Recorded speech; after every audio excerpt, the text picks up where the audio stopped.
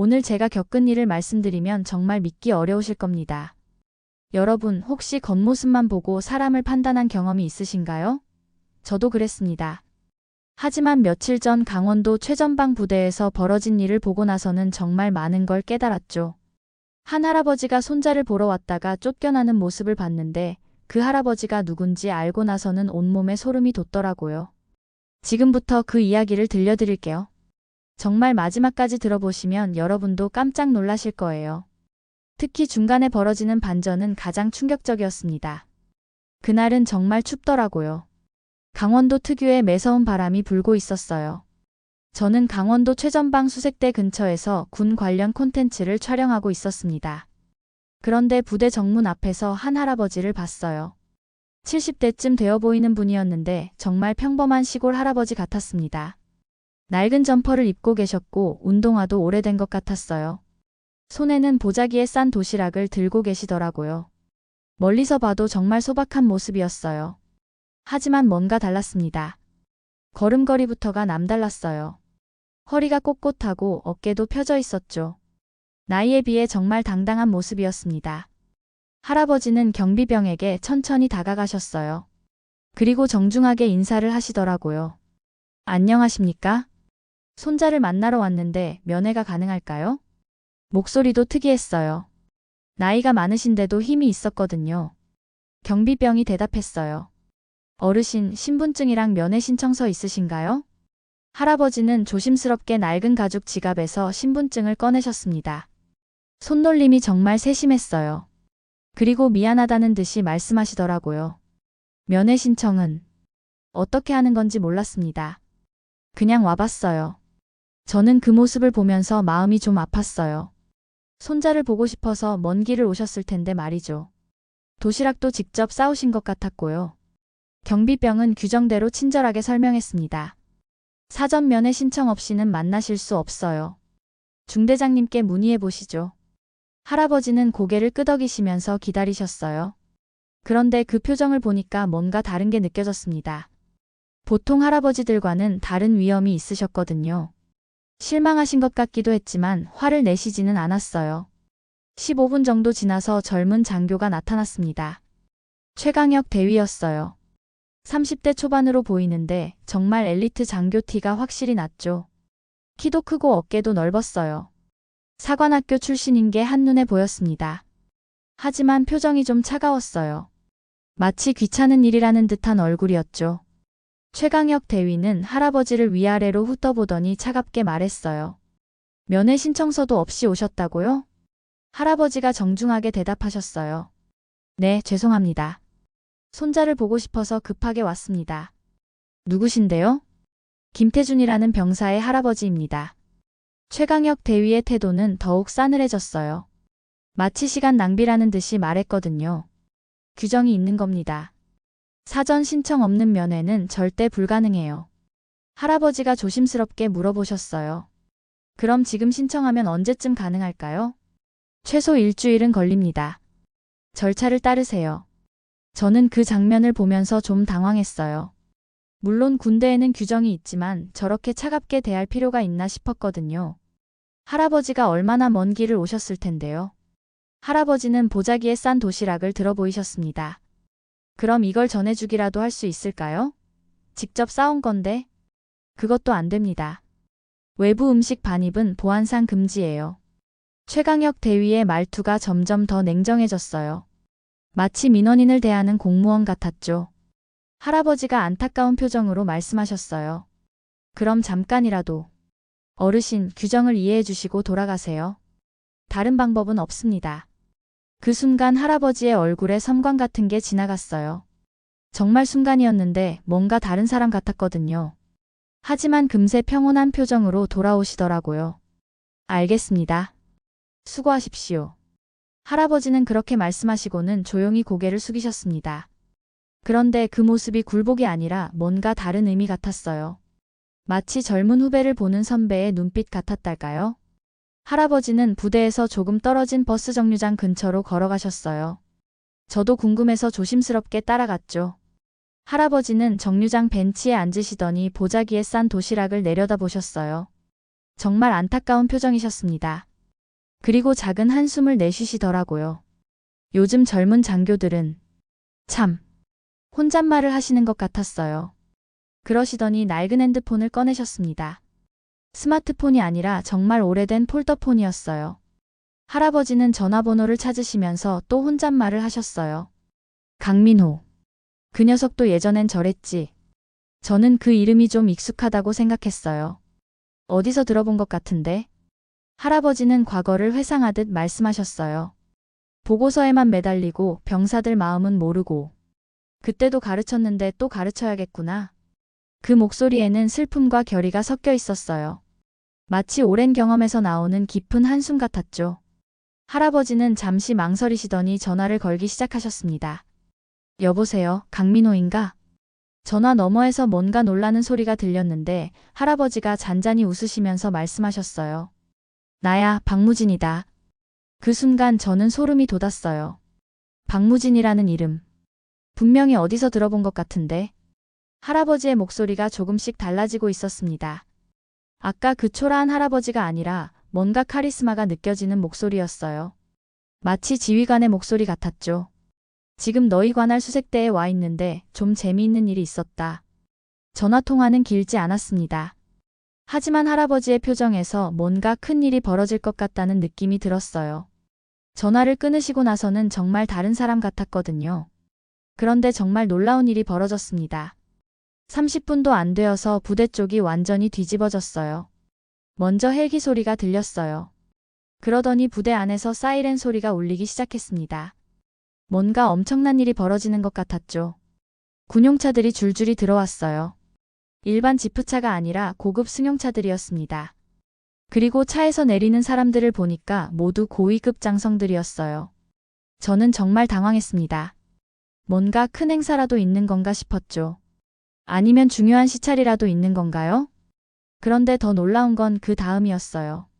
별이 3개나 달린 장성분이 급하게 차에서 내리신 거예요. 주위 사람들이 모두 긴장하면서 경례를 올렸습니다. 강민호 중장이었습니다. 군단장으로 정말 유명한 분이시죠. 아, 그제서야 기억났어요. 강민호 중장. 언론에서도 자주 나오는 분이잖아요.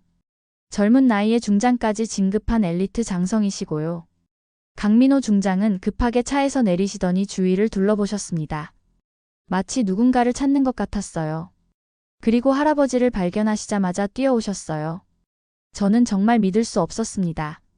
삼성 장군이 할아버지한테 뛰어온다고요? 게다가 표정이 정말 긴급한 것 같았어요. 강민호 중장이 할아버지 앞에 서시더니 깍듯이 경례를 올렸어요. 정말 완벽한 경례였습니다. 박무진 선생님, 정말 오랜만입니다. 그 순간 저는 머리가 하얘졌어요. 박무진.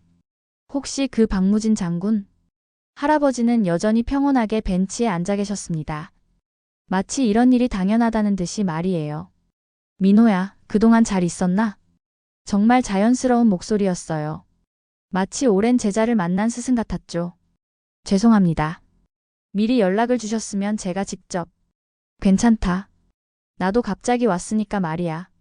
주위에 있던 사람들이 모두 충격에 빠졌어요. 저도 마찬가지였고요. 도대체 이 할아버지가 누구시길래. 그때 최강혁 대위가 급하게 나타났습니다. 무슨 일인지 확인하러 온 거였죠.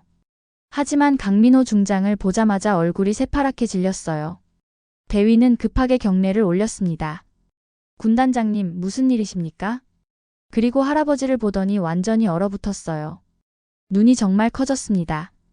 강민호 중장이 차가운 목소리로 물었어요. 최강혁 대위, 이분이 오셨을 때 어떻게 응대했나? 대위는 말을 제대로 못했어요. 입만 벌리고 있더라고요. 이제서야 상황을 파악한 것 같았어요. 그게. 제대로 대답해. 중장의 목소리가 더욱 엄해졌어요. 할아버지가 조용히 끼어드셨습니다. 민호야, 진정해. 이 젊은 장교는 규정대로 했어. 잘못한 게 없다. 하지만 강민호 중장의 표정은 심각했어요. 선생님, 정말 죄송합니다. 제가 부하들 교육을 제대로. 됐다. 젊은 장교가 규정을 지킨 건 당연한 일이야. 그런데 할아버지의 목소리에는 뭔가 다른 뉘앙스가 있었어요. 표면적으로는 이해한다고 하셨지만 실망스러워 하시는 게 느껴졌거든요. 최강혁 대위는 그제서야 완전히 상황을 파악했습니다. 자신이 쫓아낸 할아버지가 전설적인 박무진 장군이라는 걸 깨달은 거죠. 대위의 얼굴은 완전히 파랗게 질렸어요. 손도 덜덜 떨고 있었고 식은땀까지 흘리고 있었습니다. 죄송합니다. 정말 죄송합니다. 대위가 무릎을 꿇으려고 했는데 할아버지가 손으로 제지하셨어요. 그만해. 일어서. 할아버지의 목소리는 여전히 차분했어요. 하지만 그 차분함 속에 무게가 있었습니다. 주위에 모인 사람들이 모두 숨죽이고 있었어요. 이런 상황을 본 적이 없었거든요. 강민호 중장이 할아버지를 응접실로 모셨습니다. 최강혁 대위도 떨리는 다리로 함께 따라갔어요. 저는 밖에서 기다렸는데 안에서 무슨 대화가 오갔는지 정말 궁금했습니다. 다행히 나중에 그 내용을 들을 수 있었어요. 응접실 안은 정말 조용했다고 해요. 박무진 장군이 소파에 앉으시고 강민호 중장과 최강혁 대위가 마주 앉았답니다. 박무진 장군이 먼저 입을 여셨어요. 민호야, 차 한 잔 주겠나? 네, 선생님. 바로 준비하겠습니다. 중장이 직접 차를 타서 드렸어요. 정말 정중한 모습이었죠. 박무진 장군이 최강혁 대위를 바라보시면서 물으셨답니다. 자네 이름이 뭔가? 최강혁입니다. 나이는? 33입니다. 혼인은 했나? 아직 하지 않았습니다. 부모님은 계신가? 네, 계십니다. 박무진 장군의 질문은 계속됐어요. 부모님이 자네를 보러 오신다면 어떨 것 같나? 대위는 대답을 못했어요. 목이 메인 것 같았거든요. 박무진 장군이 차분하게 말씀하셨답니다. 나도 손자가 그립다. 멀리 사는 손자를 보러 왔는데 문전박대를 당했지. 죄송합니다. 사과는 나중에 하고 먼저 생각해보자. 박무진 장군의 목소리는 꾸짖는 게 아니라 가르치는 톤이었어요. 규정이 왜 있는 줄 아나? 대위가 떨리는 목소리로 대답했어요. 보안을 위해서입니다. 틀렸어.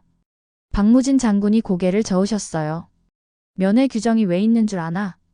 대위는 대답을 못했어요. 가족과 만날 수 있게 하기 위해서야. 그 말을 듣고 대위가 충격을 받았다고 해요. 규정의 목적은 만나게 하는 거다. 절차는 그걸 안전하게 하기 위한 방법일 뿐이야. 선생님, 자네는 방법에만 매달려서 목적을 잊었어. 박무진 장군의 말씀이 계속됐어요. 병사들도 마찬가지다. 자네가 규정만 외치면 병사들 마음은 어떻겠나? 대위의 눈에 눈물이 고였다고 해요. 그날 이후 최강혁 대위가 완전히 달라졌어요. 저는 며칠 더 그 부대 근처에 있었는데 정말 신기한 변화를 봤습니다. 다음 날부터 대위가 병사들과 직접 대화를 나누기 시작한 거예요. 예전에는 부하 간부들을 통해서만 소통했는데 말이죠. 아침 점호 때도 달랐어요. 예전에는 형식적인 보고만 받았는데 이제는 병사들 얼굴을 하나하나 살펴보더라고요. 김태준 할아버지 오셨다던데. 네, 그런데 못 뵈었습니다. 면회 신청서 작성해라. 내가 직접 도와주겠다. 이런 대화가 오가더라고요. 병사들이 처음엔 당황했어요. 중대장님이 갑자기 왜 이렇게 친근하게 대하시나 싶어서요. 점심시간에도 대위가 병사들과 함께 밥을 먹었어요. 예전에는 간부 식당에서만 드셨는데 말이죠. 요즘 어떤가? 힘든 일 있으면 언제든 말해. 가족들 안부는 어떤가? 훈련 중에 개선할 점이 있으면 의견 말해봐. 이런 식으로 병사들에게 먼저 다가갔어요. 병사들도 점점 마음을 열기 시작했습니다. 중대장님, 사실 집에 아픈 어머니가 계세요. 그럼 휴가 날짜를 조정해보자. 언제가 좋겠나? 정말요? 감사합니다. 이런 대화들이 자연스럽게 오가더라고요. 일주일쯤 지나니까 부대 분위기가 완전히 바뀌었어요. 경직되어 있던 분위기가 따뜻해졌습니다. 그리고 정말 신기한 일이 일어났어요. 병사들이 대위를 부르는 호칭이 달라진 거예요. 예전에는 대위님이라고만 불렀는데 이제는 우리 중대장님이라고 부르기 시작한 거죠. 우리라는 말이 들어간 게 정말 신기했어요. 그 작은 단어 하나가 얼마나 큰 변화인지 느껴졌거든요. 훈련할 때도 달랐습니다. 예전에는 명령만 내렸는데 이제는 병사들 의견도 듣더라고요. 이 작전에 대해서 어떻게 생각하나? 더 좋은 방법이 있으면 말해봐. 병사들이 처음엔 어색해했지만 점점 적극적으로 참여하기 시작했어요. 한 달 후에 놀라운 소식을 들었어요. 최강혁 대위가 지휘하는 수색대가 연합훈련에서 최고 점수를 받은 거였어요. 그것도 평가단이 깜짝 놀랄 정도의 점수였다고 해요. 전술적 완성도뿐만 아니라 부대 단결력까지 최고 수준이었답니다. 강민호 중장이 직접 부대를 방문해서 격려했어요. 이번 훈련 결과는 정말 놀라웠다. 중장의 말씀이었어요. 전술도 중요하지만 병사들의 마음을 얻는 게 더 중요하다는 걸 보여줬어. 최강혁 대위 정말 수고했다. 대위는 겸손하게 대답했어요. 저 혼자 한 게 아닙니다. 병사들이 다 해준 겁니다. 그 모습을 보면서 정말 달라졌다는 걸 느꼈어요. 그리고 더 감동적인 일이 있었습니다. 박무진 장군의 손자 김태준에게서 편지가 왔다는 거예요. 할아버지, 제가 부대에서 일어난 일을 들었습니다. 정말 죄송해요. 하지만 그 일 덕분에 우리 중대장님이 완전히 달라지셨어요. 이제야 진짜 군인이 뭔지 알겠습니다. 할아버지처럼 되고 싶어요. 그리고 할아버지가 싸주신 도시락 중대장님이 직접 전해주셨어요. 정말 맛있었습니다. 할아버지 사랑이 느껴졌어요. 그 편지를 받고 박무진 장군이 정말 기뻐하셨다고 해요. 저도 나중에 김태준을 만나봤는데 정말 당당한 군인이 되어 있더라고요. 우리 할아버지는 정말 대단한 분이세요. 저도 할아버지 같은 군인이 되고 싶어요. 그런 말을 하는 모습이 정말 자랑스러워 보였어요. 최강혁 대위도 계속 발전하고 있어요. 얼마 전에는 다른 부대 장교들을 대상으로 리더십 특강을 하기도 했다고 해요. 규정은 목적을 위한 수단입니다. 병사들의 마음을 얻는 게 진짜 지휘관의 실력입니다. 이런 내용으로 강의를 했다고 하더라고요. 박무진 장군은 그날 이후 조용히 사라지셨어요. 더 이상 그 부대에 나타나지 않으셨죠. 하지만 그분의 가르침은 젊은 장교들과 병사들에게 계속 이어지고 있습니다. 강민호 중장도 달라졌어요. 예전보다 더 자주 부대를 돌아다니면서 병사들과 직접 대화를 나누신다고 해요. 선생님의 가르침을 잊지 않겠습니다. 중장이 혼자 있을 때 하시는 말씀이라고 하더라고요. 저는 이 이야기를 통해서 정말 많은 걸 배웠습니다. 겉모습만 보고 사람을 판단하면 안 된다는 것, 그리고 진짜 리더십이 뭔지 말이죠. 며칠 후에 더 놀라운 소식을 들었어요. 박무진 장군의 정체에 대해서 알게 된 거였습니다. 알고 보니 박무진 장군은 정말 전설적인 분이셨어요. 6.25 전쟁 때부터 군복무를 시작해서 40년 넘게 군에 몸담으셨던 분이었습니다. 특히 베트남 전쟁에서는 맹호부대를 이끌고 큰 활약을 하셨고 나중에는 육군 참모총장까지 지내셨던 분이었어요. 태산이라는 별명으로 불렸는데 흔들리지 않는 의지와 부하들을 아끼는 마음 때문에 붙여진 별명이라고 해요. 퇴역 후에도 많은 후배 장교들이 그분을 찾아와서 조언을 구했다고 합니다. 강민호 중장도 그중 한 명이었고요. 박무진 장군님은 우리 군의 정신적 지주 같은 분입니다.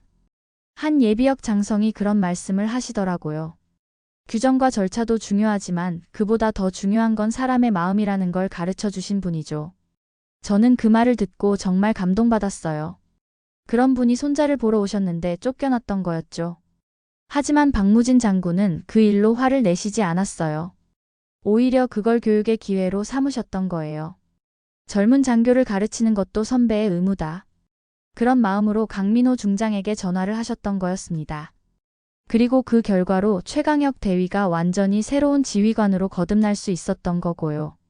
지금도 그 수색대는 모범 부대로 유명해요. 다른 부대에서 벤치마킹을 하러 올 정도라고 해요. 어떻게 하면 저희 부대도 그렇게 될 수 있을까요? 다른 부대 지휘관들이 최강혁 대위에게 자주 묻는 질문이라고 해요. 그럴 때마다 대위는 이렇게 대답한다고 합니다. 병사들을 진심으로 아끼세요. 그러면 병사들도 지휘관을 진심으로 따릅니다. 규정은 수단이고 목적은 병사들과 함께 임무를 완수하는 겁니다. 정말 박무진 장군의 가르침을 그대로 실천하고 있는 거죠. 김태준도 이제 고참병이 되어서 후배들을 잘 돌보고 있다고 해요.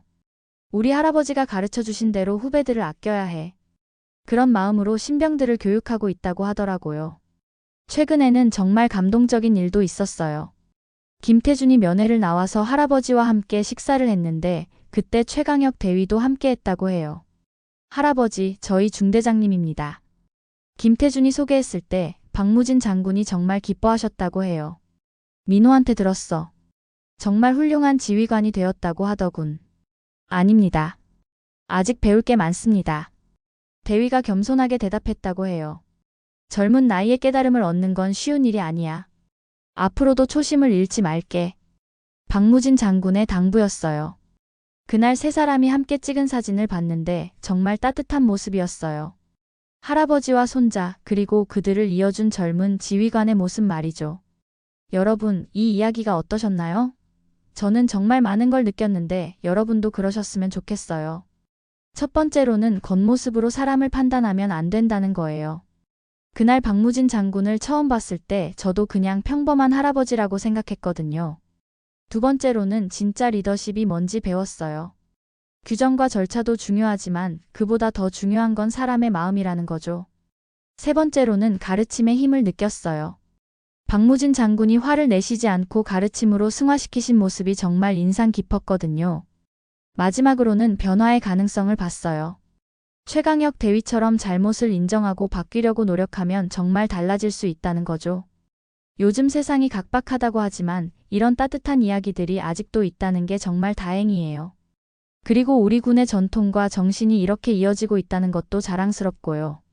박무진 장군 같은 어른들이 계시고 최강혁 대위 같은 젊은 지휘관들이 있고 김태준 같은 건강한 청년들이 있으니까 우리나라의 미래가 밝다고 생각해요. 여러분도 일상에서 이런 마음을 갖고 계시면 좋겠어요. 상대방을 이해하려고 노력하고 먼저 다가가는 따뜻한 마음 말이죠. 그리고 실수를 했을 때는 인정하고 바뀌려고 노력하는 용기도 필요하고요. 오늘 이야기가 여러분께 작은 감동이라도 드렸으면 좋겠습니다. 긴 이야기 끝까지 들어주셔서 정말 감사해요.